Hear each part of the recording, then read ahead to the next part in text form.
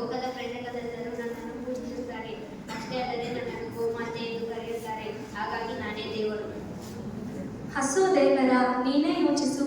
ಹಸು ಹುಲ್ಲು ತಿನ್ನುತ್ತದೆ, ದೇವರು ಹುಲ್ಲು ತಿನ್ನುವುದಿಲ್ಲ. ಹಸು ಕೆಸರು ನೀರು ಕುಡಿಯುತ್ತದೆ, ದೇವರು ಕೆಸರು ನೀರು ಕುಡಿಯುವುದಿಲ್ಲ. ಹಸುಗೆ ಆಡು ಭಾಷೆಯಲ್ಲಿ ದನ ಎಂದು ಕರೆಯುತ್ತಾರೆ, ದೇವರಿಗೆ ದನ ಎಂದು ಯಾರೂ ಕರೆಯುವುದಿಲ್ಲ.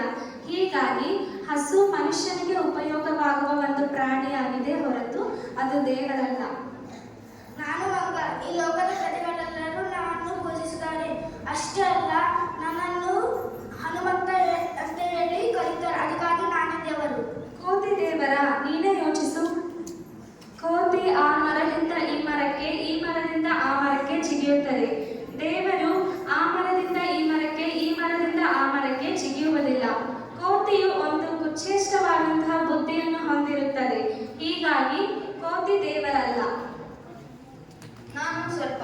ಈ ಲೋಕದ ಜನರೆಲ್ಲರೂ ನನ್ನನ್ನು ಪೂಜಿಸುತ್ತಾರೆ, ಮತ್ತೆ ನನಗೆ ಹಾಲು ಹಾಕುತ್ತಾರೆ, ಮತ್ತೆ ನನಗೆ ನಾಗರಾಜ ಎಂದು ಕರೆಯುತ್ತಾರೆ. ಹಾಗಾಗಿ ನಾನೇ ದೇವರು. ಸರ್ಪ ದೇವರ, ನೀನೇ ಯೋಚಿಸು.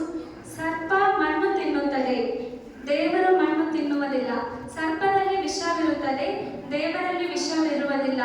ಸರ್ಪ ಮನುಷ್ಯನನ್ನು ಕಚ್ಚಿಕೊಳ್ಳುತ್ತದೆ, ದೇವರು ಮನುಷ್ಯನಿಗೆ ಜೀವ ಕೊಡಬೇಕೆಂದು ಬಯಸುತ್ತಾನೆ.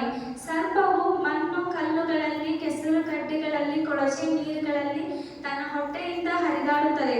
ಆದರೆ ದೇವರು ತನ್ನ ಹೊಟ್ಟೆಯಿಂದ ಹರಿದಾಡುವುದಿಲ್ಲ. ಹೀಗಾಗಿ ಸರ್ಪ ಒಂದು ಜೀವ ಜಂತು ಮಾತ್ರ, ಅದು ದೇವರಲ್ಲ. ನಾನು ಕಲ್ಲು. ಈ ಲೋಕದ ಜನರುಗಳು ನನ್ನನ್ನು ಶಿಲ್ಪೆಯನ್ನು ಮಾಡಿ ನನಗೆ ಹಲ್ಲು ತಂದು ನನಗೆ ಅರ್ಪಿಸುತ್ತಾರೆ. ಅಷ್ಟೇ ಅಲ್ಲದೆ ನನಗೆ ಅಡ್ಡ ಬೀಳುತ್ತಾರೆ. ಅದಕ್ಕೆ ನಾನೇ ದೇವರು.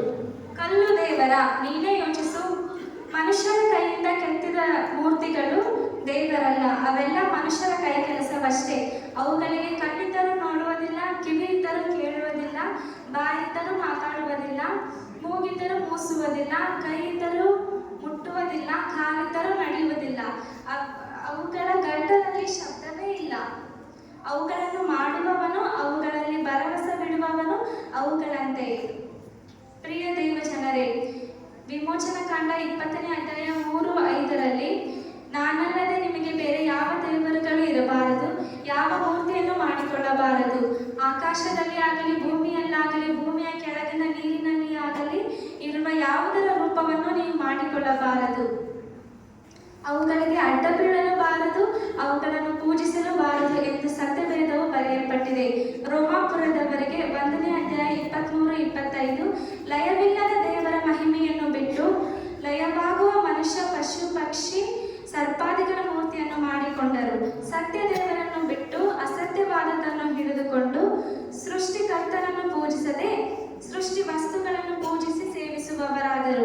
ಸೃಷ್ಟಿಕರ್ತನೊಬ್ಬನೇ ನಿರಂತರ ಸ್ತುತಿ ತಕ್ಕವನು.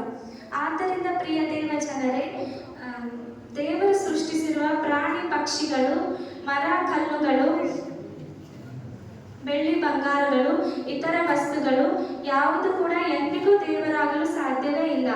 ಪರಲೋಕದಲ್ಲಿರುವ ತಂದೆಯ ಚಿತ್ತವನ್ನು ನೆರವೇರಿಸಲು ಇಳಿದು ಬಂದಿರುವ ಯೇಸು ಕ್ರಿಸ್ತನು ಮಾತ್ರವೇ ನಿಜವಾದ ದೇವರಾಗಿದ್ದಾರೆ ಹಾಗೂ ಆತನೇ ಸೃಷ್ಟಿಕರ್ತನೂ ಆಗಿದ್ದಾನೆ. ಇಹದಲ್ಲಿ ಆಗಲಿ ಪರದಲ್ಲಿ ಆಗಲಿ ಯೇಸು ಕ್ರಿಸ್ತನಲ್ಲದೆ ಬೇರೆ ಯಾವ ದೇವರು ಇಲ್ಲ. ಕರ್ತನಿಗೆ ಸ್ತೋತ್ರ.